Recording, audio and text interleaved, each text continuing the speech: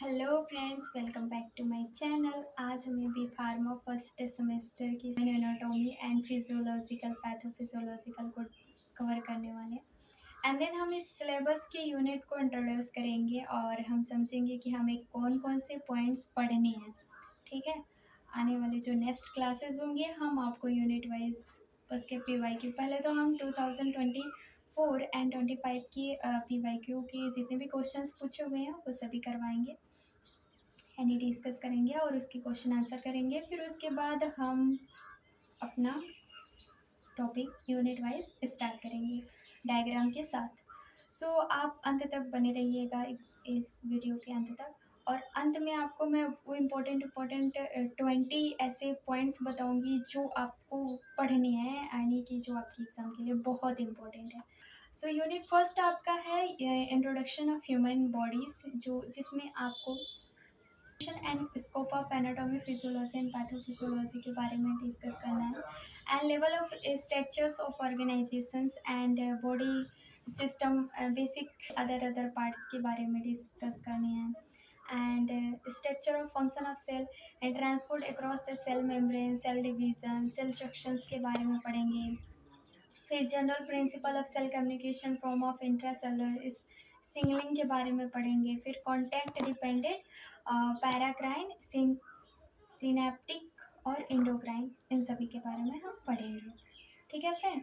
And next हमारा आएगा topic है यूनिट फर्स्ट में classification of tissues. So tissues के बारे में पढ़ेंगे। टिश्यूज क्या होते हैं ये तो आपको पता ही है।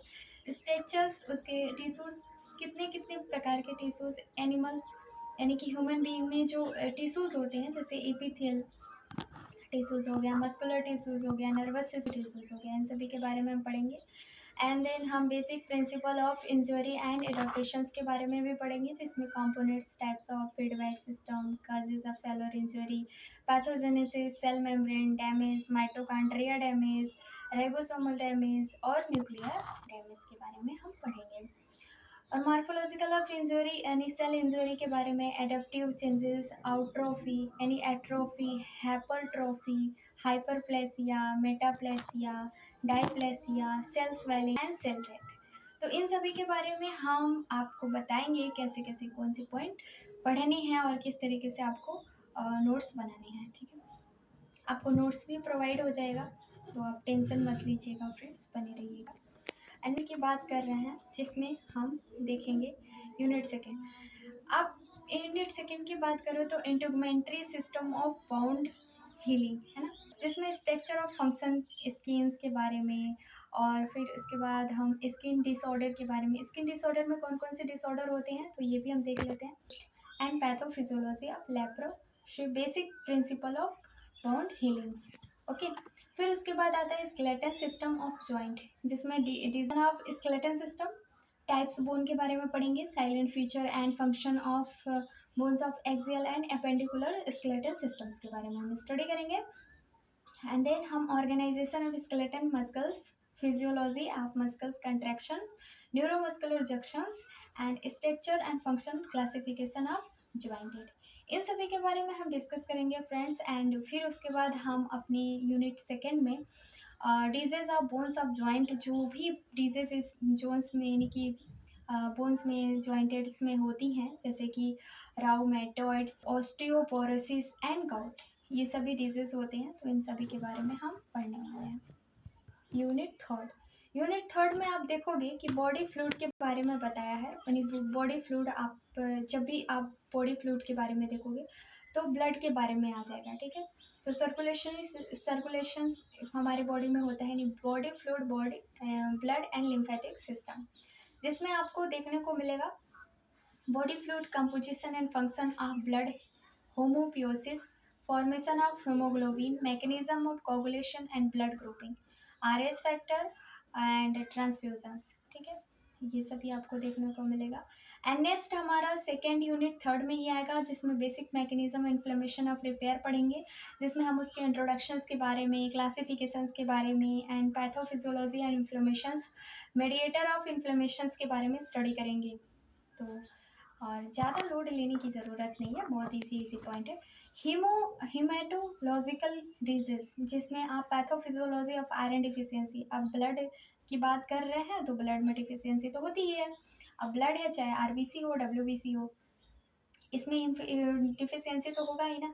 तो उसमें डिफिशियंसी क्या होगी, आयरन डिफिशियंसी होगा, mega anaemia, vitamin B12 and folic acid, sickle cell anaemia, thalassaemia, hereditary required acquired anaemia and haemophilia के बारे में हम डिस्कस करेंगे बहुत। यूनिट फोर्थ, ठीक है।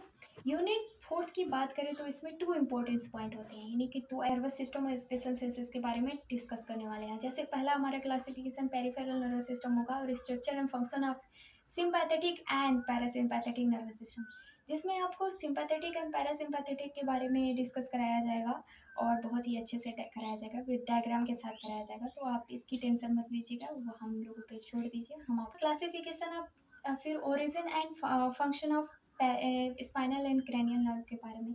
फिर स्पेशल सेंसेस हैं, स्पेशल सेंसेस की बात करें तो आप अगर देखो तो इसमें आप देख सकते हो कि स्ट्रक्चर और function of eyes, ear, nose and tongue, है ना। Eyes, ear, nose and tongue क्या हमारे सेंसेस है ना। तो सेंसेस के बारे में अगर आप देखो तो pathophysiology of special senses disorder भी होते हैं, जैसे ग्लोकोमा, मायोपिया, वर्टिको एंड एनोसेमिया। जैसे कि यहाँ पे चार चीज़ें हैं, सेंसेस क्या है, चार प्रकार के होते हैं, आई, ईयर, नोज एंड टंग। मैंने कल आपसे क्वेश्चन पूछा था, ठीक है।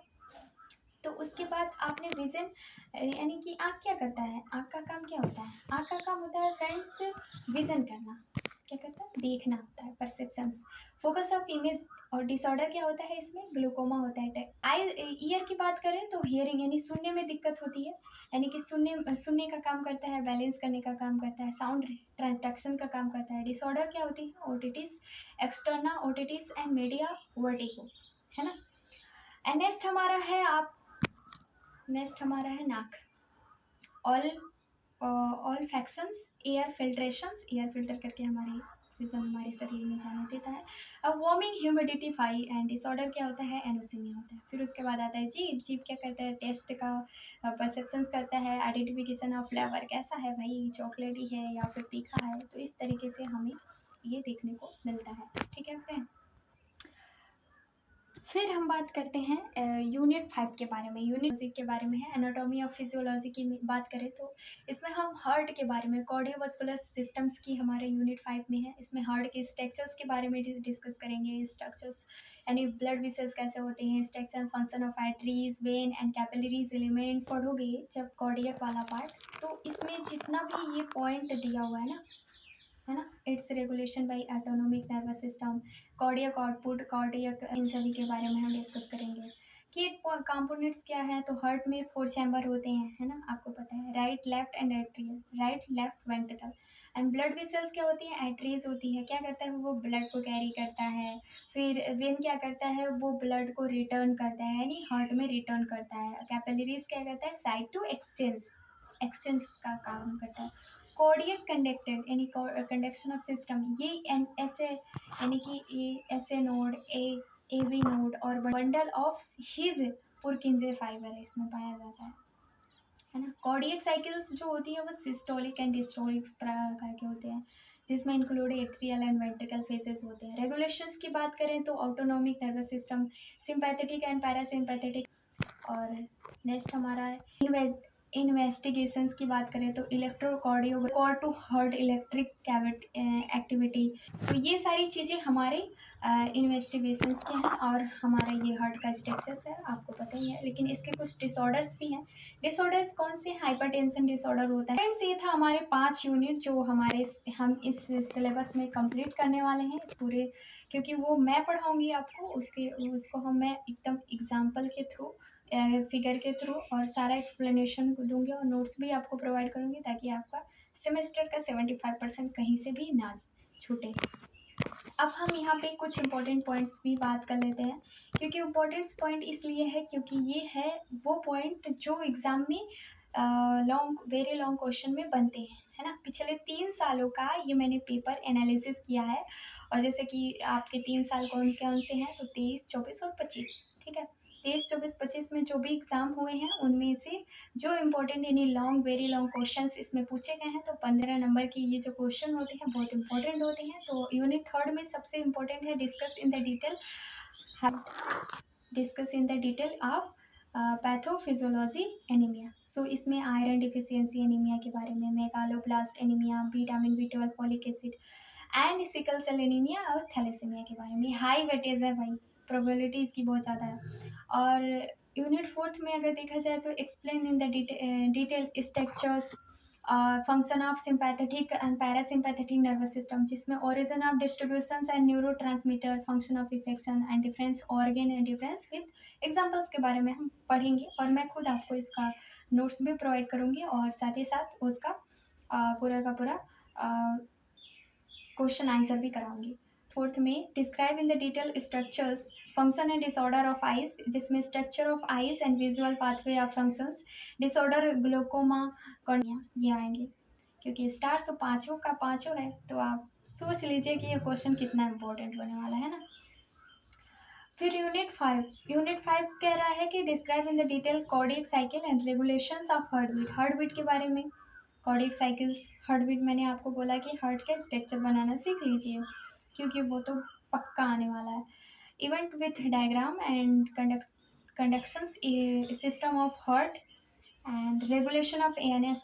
और यूनिट 5th कह रहा है कि explain the detail of pathophysiology of hypertension in ischaemic heart disease. So hypertension होता है ना, हार्ट्स के होते हैं, पैथोजेनेसिस हो जाते हैं एंड हम कॉम्प्लिकेशंस IST अर्जिनन MI और एथ्रोक्लेरोसिस CAD, ये भी इम्पोर्टेंट पॉइंट है जो एग्जाम के लिए लॉन्ग क्वेश्चंस में आता है।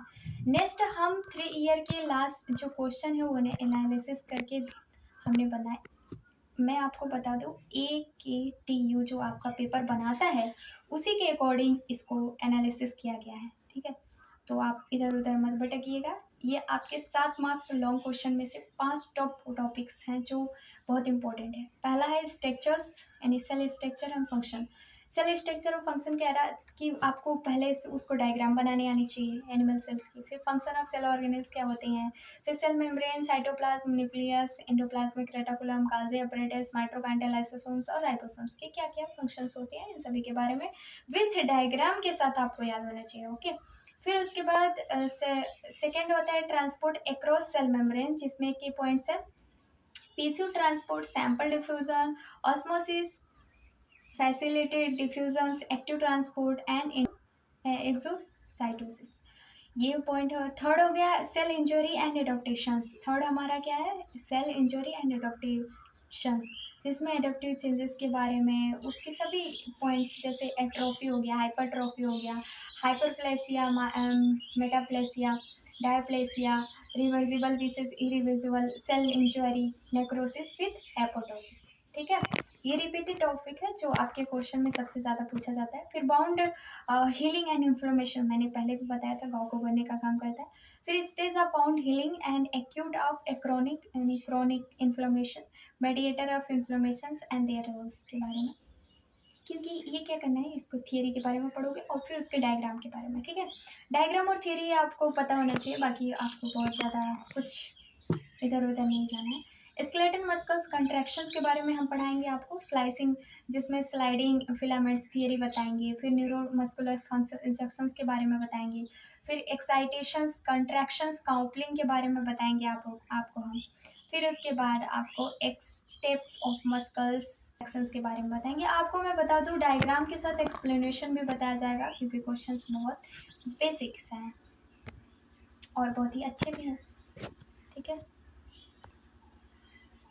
नेक्स्ट है हमारा 6 वाला टॉप इम्पोर्टेंस लॉन्ग क्वेश्चन, इसमें होमोपियोसिस एंड ब्लड कोगुलेशंस के बारे में हम पढ़ेंगे। फिर उसके haemopoiesis, formation of blood cells, erythrocytes, जिसमें इरिथ्रोपोइसिस, ल्यूकोपोइसिस एंड थ्रोम्बोपोइसिस, ये हाई वेटेज टॉपिक है क्योंकि ये बार बार पूछा जाता है। Coagulation in intrinsic extrinsic pathway, clot formation, blood grouping, ABO, RH factor, importance of blood transfusion के बारे में हम पढ़ेंगे, ठीक है।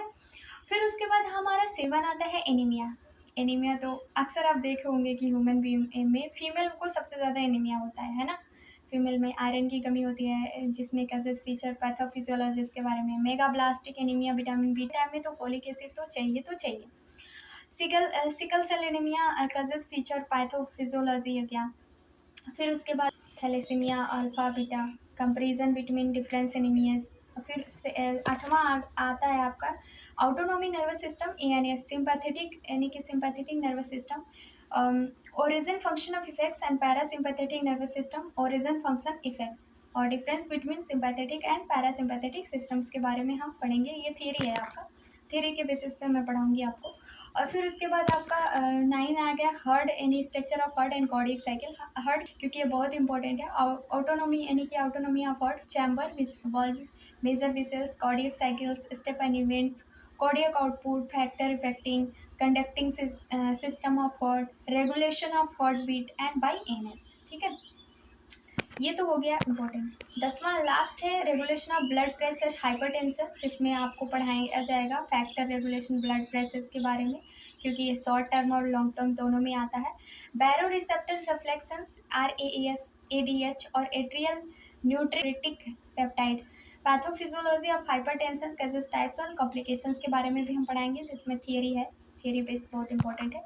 फिर अब आते हैं 20 most important short answer question answer जो ह्यूमन एनाटॉमी एंड फिजियोलॉजी में बहुत ही इंपॉर्टेंट है। ठीक है, तो आप पहला आप नोट करते जाइए। नोट करने की बात इसलिए है क्योंकि ये बहुत इंपॉर्टेंट है और इसे आप स्किप नहीं कर सकते, क्योंकि ये 75 नंबर मिलने वाले हैं आपको। ठीक है, आप 75 नंबर के क्वेश्चन आंसर करोगे तो सबसे पहले आपको इन सभी 20 पॉइंट्स के बारे में पता होना चाहिए। Cell communication functions, type of tissues and stasis, types of feedback system, atrophy, hypertrophy, hyperplasia, metaplasia, फिर नेक्रोसिस। ठीक है, फिर उसके बाद आप यहाँ पे 11th वाले पे आओगे ओसिस, फिर डर्मेटेटिक, फिर टाइप्स ऑफ बोन्स, फिर आपका आएगा टाइप्स ऑफ ज्वाइंट, फिर न्यूरोमस्कुलर जंक्शंस, फिर ब्लड क्लॉटिंग यानी कि ब्लड ग्रुप के बारे में हम 16 वाले में पढ़ेंगे। फिर उसके बाद RH फैक्टर, फिर 18 में मेडिएटर ऑफ फ्लेमेशंस के बारे में, फिर आपको क्रैनियल नर्व्स के बारे में एक लिस्ट बताया जाएगा। फिर उसके बाद 20 है इलेक्ट्रोडायोग्राम। सो फ्रेंड्स, मैंने पूरा कंप्लीट यूनिट फर्स्ट से लेके 5th तक का और इम्पोर्टेंट क्वेश्चंस भी बता दिए, जो इम्पोर्टेंट पॉइंट्स जिस भी पॉइंट से पूछने वाला है और पूछा था। मैंने PYQ के 3 साल के एनालिसिस करने के बाद भी मैंने आपको सारे के सारे टॉपिक बताए हुए हैं। ठीक है, तो इससे बाहर आपको कुछ पढ़ना नहीं है, मैं जो आपको बताऊंगी वही आपको पढ़ना है। अदरवाइज आप सोच लो कि एग्ज़ाम आपका 75 नंबर आपका है तो है बस, है ना। और मैं आपको बता दूं कि हमने कल सिलेबस को डिफ्रेंसिएशन किया था, उसके डिफरेंस को देखा था, तो जो ऐड हुआ है वो पैथोफिजियोलॉजी है।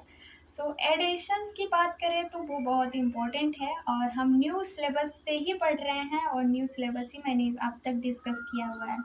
ठीक है, और हम नेक्स्ट कल हम देखेंगे PYQ 2025 का, यानी 2025 का जो भी PYQ आया था ह्यूमन एनाटॉमी एंड फिजियोलॉजी से, उसको हम डिस्कस करेंगे। आपका शॉर्ट, वेरी शॉर्ट और लॉन्ग वाले तीनों ABC यानी सेक्शन ABC तीनों हम डिस्कस करेंगे। सो इसी के साथ हम अपनी वाणी को विराम करते हैं। Thank you watching this videos, thank you. और हाँ, सब्सक्राइब बटन आप दबा लीजिएगा ताकि हमारी नोटिफिकेशन आप तक पहुंच जाए। तो नोटिफिकेशन के लिए आप सब्सक्राइब बटन जरूर दबाइए। Thank you for watching this videos, thank you.